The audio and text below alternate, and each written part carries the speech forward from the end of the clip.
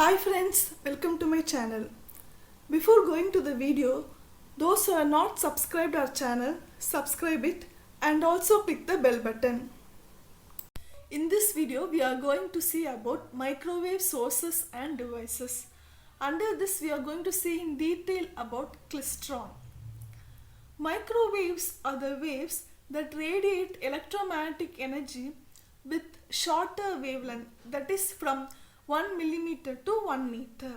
Their frequency range is from 300 megahertz to 300 gigahertz.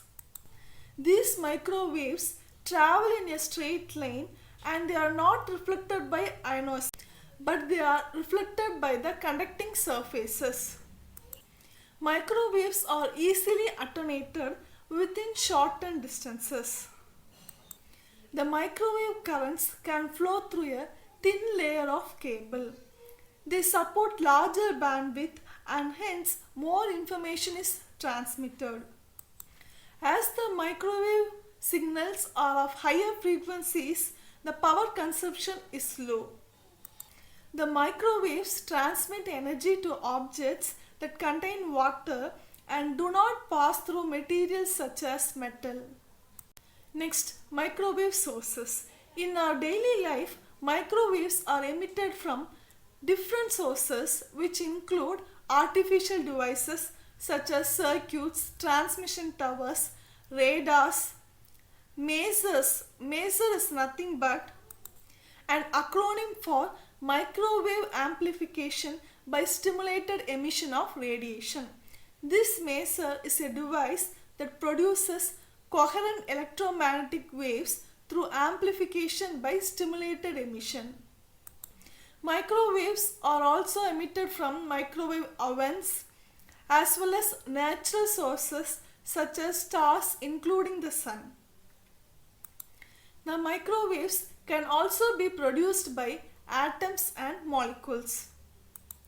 The microwave vacuum tube sources are klystron, magnetron and traveling wave tubes. Next, microwave devices. The different microwave devices include gun diode, impact diode.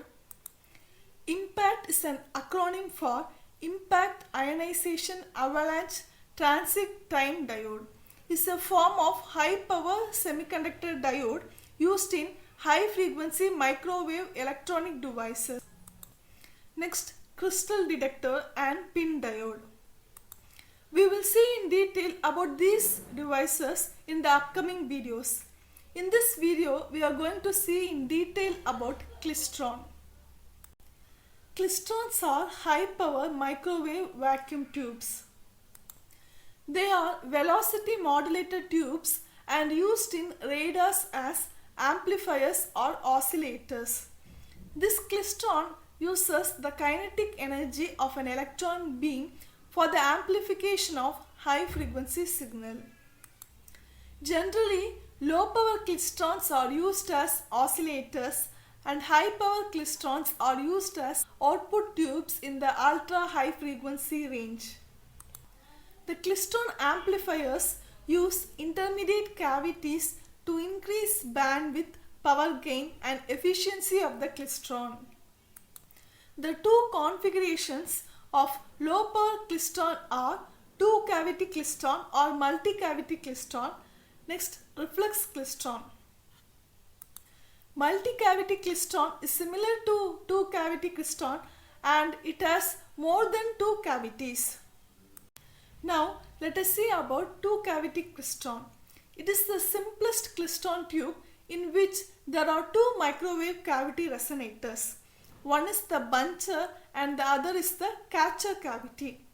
When used as an amplifier, the weak microwave signal is applied to the buncher cavity through a coaxial cable or a waveguide and the amplified signal is extracted from the catcher cavity by using collector.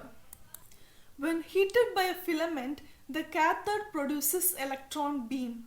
These electrons pass through an anode cylinder which is at high positive potential. The cathode and anode act as an electron gun to produce high velocity stream of electrons. In the buncher cavity, the velocity of electrons are modulated by the input RF signal. This is called velocity modulation. In the catcher cavity, current modulation takes place and all electrons lose their kinetic energy to the microwave fields.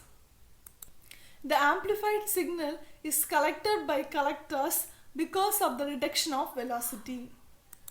The figure shows a two-cavity klystron which consists of cathode, anode, buncher cavity, catcher cavity and collector. The input radio frequency signal, that is microwave signal, is given at the input cavity, buncher cavity, and output signal is collected from the output cavity, that is catcher cavity. There is a gap in both cavities. These gaps are known as microwave interaction region. The distance between the center of buncher cavity and catcher cavity is called drift space. Next, reflex klystron. Reflex klystron is also known as Sutton klystron. This name is given by the name of its inventor, Robert Sutton. Reflex klystron is a low-power klystron tube with a single cavity which functions as an oscillator.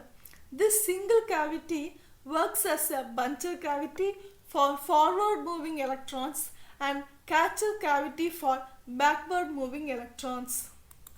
The figure shows the construction details of reflex klystron, which consists of electron gun, anode cavity, coaxial loop, repeller electrode. The electron beam from the electron gun passes through the gap in the anode cavity. These electrons travel towards the repeller electrode, which is at high negative potential. Due to high negative field, they get repelled. The reflex klystron works on the principle of velocity and current modulation. It consists of an electron gun, a cathode filament, an anode cavity and an repeller electrode. The electron beam from the electron gun passes through the gap in the anode cavity and travels towards the repeller electrode, which is at high negative potential. Since because of negative potential, they get repelled back to the anode cavity. In their return journey, the electrons give more energy to the gap and oscillations are sustained. Thus, for reflex klystron operation, three power sources are required. First is the filament power. Second, resonator voltage, that is the beam voltage, which is used to accelerate the electrons through the gap of the resonant cavity. And third is the repeller voltage, which is at high potential, which is used to turn the electron beam around. Next, we will see what is electron bunching. First, let us consider an electron, that is reference electron ER, passing the anode cavity and repels back after reaching the repeller electrode, which is at high negative potential with no change in velocity. Another electrode EE, which has started earlier than the reference electrode, that is reference electron, reaches the repeller electrode first but returns slowly, reaching at the same time as the reference electron. Another electron, that is EL, which has started later than the reference electron and early electron, moves with greater velocity and return back at the same time as reference electron and early electron. Now, these three electrons reach the gap at the same time, forming an electron bunch. This travel time is called as transit time, which should have an optimum value for sustained oscillation. The optimum transit time is given by the formula T is equal to n plus 3 by 4. N is an integer. Each value of n corresponds to different reflex klystron modes. The transit time depends upon the repeller and anode voltages. Reflex klystron with integral cavities are available in the frequency range 4 to 200 GHz. The figure shows the Applegate diagram of reflex klystron explaining the formation of electron bunch. Here for n is equal to 1, we have the transit time as 1/3/4 which correspond to 1/3/4 mode. The time period from the early electron to the start of late electron is called bunching time. 1/3/4 and 2/3/4 are the most commonly used modes in practical reflex klystron. The output of reflex klystron depend on repeller and beam voltage. The output power of reflex klystron is about 500 milliwatt since it is a low power oscillator. Its efficiency is about 30%, but the efficiency of two cavity klystron is about 40%. Next, let us see the applications of reflex klystron. They are used in radio receivers, used as pump oscillators in parametric amplifiers, used as local oscillators in microwave receivers, used as signal source in microwave generators, and used in applications where variable frequency is required. Next, let us see the previous year's question. First question, the correct sequence of subsystems of klystron amplifiers as they appear in the direction of flow of electron beam is. This question was asked in June 2014. Option A, buncher cavity, cathode collector catcher cavity. Option B, buncher cavity, cathode catcher cavity collector. Option C, cathode buncher cavity, catcher cavity collector. Option D, cathode buncher cavity, collector catcher cavity. We know the subsystem of klystron amplifier as cathode, buncher cavity, catcher cavity and collector. Hence option C is correct. Next question. This question was also asked in June 2014. One of the reasons why vacuum tubes eventually fail at microwave frequencies are their transit time becomes too short, their shunt capacitive reactance becomes too large, their series inductive reactance becomes too small, their noise figure increases. The reason why vacuum tubes eventually fail at microwave frequencies are because their noise figure increases at microwave frequency. Hence, option D is correct. Next question. This question was also asked in June 2014. The multi-cavity klystron, option A, is not good low-level amplifier because of noise, has high repeller voltage to ensure rapid transit time, is not suitable for pulsed operation, needs a long transit time to the buncher cavity to ensure current modulation. We know that the multi-cavity klystron is not a good low-level amplifier because of noise, hence we go for reflex klystron. So option A is correct. Next question. This question was also asked in June 2014. Indicate the false statement. Klystron amplifiers may use intermediate cavities to, option A, prevent the oscillations that occur in two cavity klystron, to increase the bandwidth of the device, to improve the power gain, to increase the efficiency of the klystron. We know that klystron amplifiers use intermediate cavities to increase the bandwidth and to improve power gain and to increase the efficiency of the klystron. But here they have asked the false statement. So option A is correct. Next question. This question was asked in December 2014. In a two-cavity klystron, the secondary cavity is called option A, buncher, option B, velocity modulation, option C, coupled cavity, option D, catcher cavity. We know that the secondary cavity of two-cavity klystron is catcher cavity. Hence option D is correct. Next question. This question was asked in July 2016. In reflex klystron, following statements are given. 1. It is used as local oscillator. 2. Its efficiency can be calculated by P0 by VA into IA. Third, its efficiency can be calculated by PAC by PDC.